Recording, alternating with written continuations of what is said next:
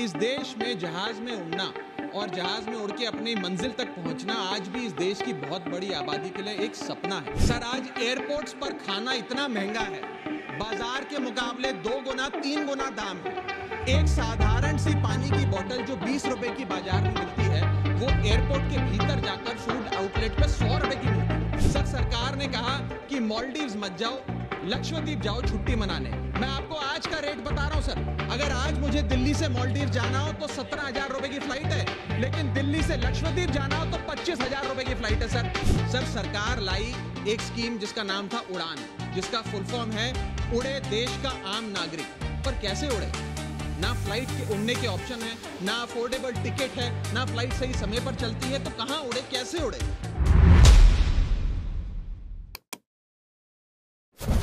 नमस्ते, मेरा नाम निखिल है और आप देख रहे हैं एनवाईएस इंडिया। ये हमारा एनवाईएस इंडिया का नया सेगमेंट है, चर्चा में। आज संसद में क्या हुआ?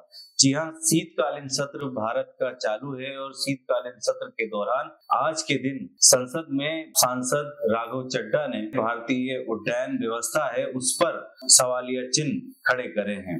राघव चड्ढा ने आज बात उड़ान की भी करी, जो योजना भारत सरकार की है, साथ ही साथ आम नागरिक की वो भी बात करी जो हम लोगों के आम जीवन में सीधे रिलेट करती है। सर, इस बिल पे चर्चा के माध्यम से मैं इस देश के आम हवाई यात्री का दर्द आप सबके सामने रखना चाहूँगा। सर, वादा था कि हवाई चप्पल वालों को हवाई जहाज़ की सैर कराई जाएगी। आलम यह है सर कि बाटा कंपनी का जूता पहनने वाला भी आज हवाई जहाज़ की टिकट नहीं खरीद पा रहा है। Economy class is no more economical. Sir, मैं आज इस सदन में बहस पे आने से पहले अपने फ़ोन पर फ्लाइट के रेट चेक कर रहा था। सर, अगर कल मुझे दिल्ली से बंबई जाना हो तो टिकट 14,000 रुपए की है, वन वे की सबसे सस्ती टिकट। दिल्ली से पटना जाना हो तो 12,000 रुपए की टिकट, दिल्ली से बैंगलोर जाना हो तो 16,000 रुपए की टिकट। और सर वो छोड़िए, संडे के दिन यानी कि परसों मैं अपने क्षेत्र पंजाब से दिल्ली आया, मोहाली एयरपोर्ट से, चंडीगढ़ एयरपोर्ट से मैंने फ्लाइट ली और दिल्ली पहुंचा। उस फ्लाइट की टिकट 14,500 रुपए की थी। हम सांसदों को तो फ्लाइट की रीइंबर्समेंट मिल जाती है सर, आप उस आम नागरिक का सोचिए जो इस स्काई रॉकेटिंग एयर प्राइसेस से जूझ रहा है। और एक और दिलचस्प चीज है, एक ही सेक्टर की, एक ही दिन की सेम एयरलाइन जो अलग अलग समय पर उड़ती है, उसके भी रेट अलग है। आपको सुबह 10 बजे दिल्ली से बंबई जाना, उस एयरलाइन से उस तारीख पे आपको एक रेट मिलता है। 2 बजे की दोपहर की टिकट लेते हैं उसी एयरलाइन पे, उसी दिन पे वो उससे दोगुनी हो जाती है। न जाने क्या लॉजिक है। सर, हमें इस देश में एयर यात्रा को लग्जरी ट्रैवल नहीं बताना सर, आम ट्रैवल बनाना है, जैसे कि ट्रेन का है। और सबसे बड़ी बात सर, इस देश में जहाज में उड़ना और जहाज में उड़ के अपनी मंजिल तक पहुंचना आज भी इस देश की बहुत बड़ी आबादी के लिए एक सपना है। अगर ट्रैवल की रफ्तार बढ़ेगी तभी इस देश की रफ्तार बढ़ेगी। सर, दूसरा दर्द जो इस देश का आम आदमी रोज उससे जूझ रहा है वो है ओवर क्राउडेड एयरपोर्ट्स। सर, आज हमारे देश के एयरपोर्ट्स बस अड्डे जैसे बन गए हैं। बस अड्डों से बदतर हालत, बदतर व्यवस्था देश के एयरपोर्ट्स पर है सर। टर्मिनल 1 चले जाइए दिल्ली के, टर्मिनल 2 चले जाइए दिल्ली के, आप हालात देखिए। सिक्योरिटी लाइन से लेकर चेक इन लाइन तक लोग लाइनों में खड़े हैं और लाइनों में खड़े हैं, और उसके बाद उनकी फ्लाइट भी इस चक्कर में मिस हो जाती है। एक मुसाफिर सही समय पर फ्लाइट नहीं पकड़ पा रहा क्योंकि वो बेचारा चेक इन और सिक्योरिटी लाइन में ही फंसा रहता है। इतने ओवर क्राउडेड एयरपोर्ट्स आज हमारे देश के बन चुके हैं। सर, आज यात्री का तीसरा दर्द, Honorable members, please let the honorable members speak. Please. Sir, बोलने दीजिए। No, honorable members, please. Honorable members. माननीय सदस्य, मेरा समय जा रहा है। Please let him speak. Sir, आज एयरपोर्ट्स पर खाना इतना महंगा है, बाजार के मुकाबले 2 गुना 3 गुना दाम है। एक साधारण सी पानी की बोतल जो 20 रुपए की बाजार में मिलती है, वो एयरपोर्ट के भीतर जाकर फूड आउटलेट पे 100 रुपए की मिलती है।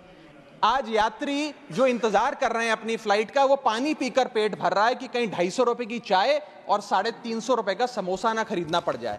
बताइए सर, एक आम आदमी एयरपोर्ट पर अपने जहाज का इंतजार करते हुए क्या एक चाय नहीं पी सकता? क्या इस पर कोई रेगुलेशन नहीं होना चाहिए? क्या कोई अफोर्डेबल कैंटीन का मैकेनिज्म नहीं होना चाहिए? चौथा दर्द, जो आज इस देश के आम यात्री को सर सहन करना पड़ रहा है वो है पुअर कनेक्टिविटी। आज इस देश के कई टूरिज्म स्पॉट्स पे, कई फेमस शहरों तक जहाज की यात्रा नहीं पहुंचती, फ्लाइट्स नहीं पहुंचती, एयरपोर्ट नहीं पहुंचती। कई शहर, अधिकतर शहर ऐसे हैं जहां पर एयरपोर्ट्स नहीं हैं। इंसान को जहाज लेकर, जहाज से उतरकर कई घंटों का बस का और गाड़ी का सफर तय कर अपनी मंजिल पे पहुंचना पड़ता है। सर सरकार ने कहा कि मालदीव्स मत जाओ, लक्षद्वीप जाओ छुट्टी मनाने। मैं आपको आज का रेट बता रहा हूं सर, अगर आज मुझे दिल्ली से मालदीव जाना हो तो 17,000 रुपए की फ्लाइट है, लेकिन दिल्ली से लक्षद्वीप जाना हो तो 25,000 रुपए की फ्लाइट है। सर तो बताइए हम मालदीव जाएं कि लक्षद्वीप जाएं? सर चौथा दर्द जो आज पांचवा दर्द जो आज एक आम यात्री को महसूस करना पड़ रहा है वो है sir flight cancellation and delays. Sir एक आम नागरिक अपनी मंजिल पे, अपनी डेस्टिनेशन पे पहुंचने के लिए, जल्द पहुंचने के लिए कभी कभार ट्रेन यात्रा या बस या गाड़ी की यात्रा नहीं करता, वो महंगी टिकट खरीदता है। महंगी टिकट खरीद के अपनी मंजिल पे समय पे पहुंचना चाहता है। और कुछ ऐसे भी लोग हैं जो आर्थिक तौर पे सक्षम नहीं हैं, लेकिन आपातकालीन परिस्थितियों में, इमरजेंसी सिचुएशन में वो भी महंगी जहाज की टिकट खरीदकर जहाज की यात्रा करना चाहते हैं, अपनी मंजिल पे पहुंचना चाहते हैं। लेकिन क्या वो अपनी मंजिल पे समय पर पहुंच जा रहे हैं? निर्धारित समय से 3 से 4 घंटे लेट आज जहाज चलते हैं। और खास तौर पे छोटे शहरों के जो एयरपोर्ट्स हैं वहां पर तो मैक्सिमम डिलेज देखे गए हैं। सर 1 केजी अगर एक्सेस बैगेज हो जाए तो फ्लाइट आपसे हजारों रुपए का किराया वसूलती है, लेकिन कई घंटों के डिले के लिए क्या फ्लाइट हमें कॉम्पनसेट करती है? मैं आज माननीय मंत्री जी को कहना चाहूंगा कि कुछ ऐसा मैकेनिज्म बनाए कि हर घंटे के फ्लाइट के डिले के लिए एयरलाइन आम यात्री को कॉम्पनसेट करे, उसकी जेब में पैसा डाले।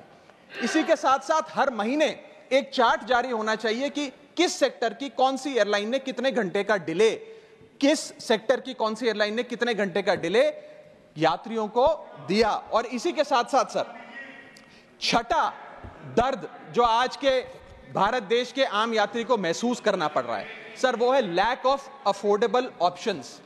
जो अभी मेरे साथी भी बात कर रहे थे कि इस देश में 90% एयर ट्रैवल 2 एयरलाइंस के पास है, 90% मार्केट शेयर 2 एयरलाइंस के पास। सर इतनी विशाल जनसंख्या वाला हमारा देश है, और इतनी विशाल जनसंख्या वाले देश में मात्र 2 ही कंपनियां हमारा पूरा एविएशन सेक्टर चला रही हैं। सर सरकार लाई एक स्कीम जिसका नाम था उड़ान, जिसका फुल फॉर्म है उड़े देश का आम नागरिक।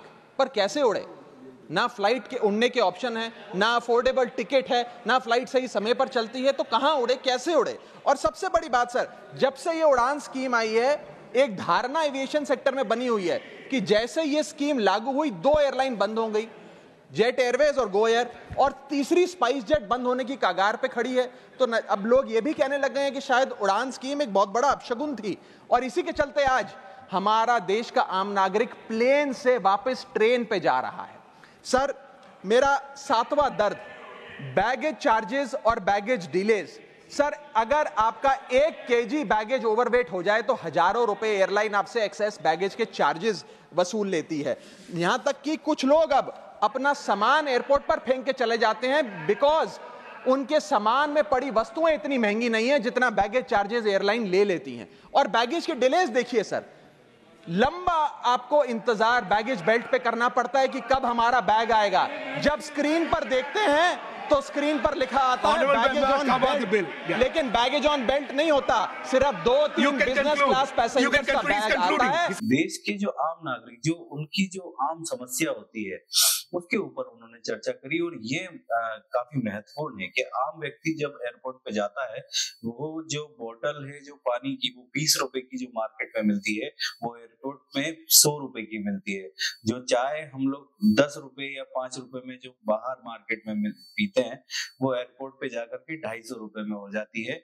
और साथ ही साथ जो समोसा हम लोग 10 से 15 रुपए का, 20 रुपए का हम लोग मार्केट में खाते हैं, वो 300 रुपए का एयरपोर्ट पे हो जाता है। हालांकि उन्होंने बात ये भी बड़ी महत्वपूर्ण करी थी कि दिल्ली से जो मालदीव की जो करंट फ्लाइट, उन्होंने उसका उदाहरण दिया कि दिल्ली से मालदीव की फ्लाइट 17,000 रुपए की थी, वही दिल्ली से लक्षद्वीप की फ्लाइट 25,000 रुपए की है। इस बात को भारत सरकार को बहुत गंभीरता से सुनना चाहिए, क्योंकि हमारे देश के माननीय प्रधानमंत्री जी ने लक्षद्वीप में अपने कुछ दिन वहां पर बिताए थे और लक्षद्वीप का जो टूरिज्म को प्रमोट करने के लिए काफी उन्होंने सपोर्ट किया था। तब से आज तक लोग लक्षद्वीप जाने का प्रयास काफी लोग कर रहे हैं और उसका किराया काफी महंगा है। साथ ही साथ उन्होंने ये भी कहा कि जब से उड़ान स्कीम, जी हाँ, उड़ान मतलब कि उड़े देश का आम नागरिक, ये पूरा फॉर्म होता है उड़ान का। जब से ये स्कीम इम्प्लीमेंट हुई है तो भारत में 2 एयरलाइंस, जैसा कि राघव चड्डा जी बता रहे थे कि जेट एयरवेज और गो एयर, वो बंद हो गई है और साथ ही साथ स्पाइस जेट बंद होने की कगार पे है। तो ये सब है। और दूसरा उन्होंने कुछ कनेक्टिविटी के जो छोटे शहर हैं उसकी कनेक्टिविटी के बारे में भी बताया। काफी डिटेल से संसद में चर्चा करी है और मुझे ऐसा लगता है कि भारतीय संसद में हमारे जो मुद्दे हैं, आम नागरिकों के जो मुद्दे हैं, वो उस पर चर्चा और बहस निरंतर होती रहनी चाहिए। आप मुझे सुन रहे थे एनवाईएस इंडिया पे। ये जो हमने शो आज आपको दिखाया है वो कैसा लगा जरूर हमें कमेंट बॉक्स में बताइएगा। अगर ये वीडियो आपको अच्छा लगता है तो जरूर इसको शेयर कर दीजिएगा। एनवाईएस इंडिया को रेड बटन में लिखा हुआ सब्सक्राइब बटन दिख रहा है, उसको जरूर दबाइएगा। मैं आपके साथ था निखिल, बहुत बहुत शुक्रिया। बने रहिए एनवाईएस इंडिया के साथ। बहुत धन्यवाद।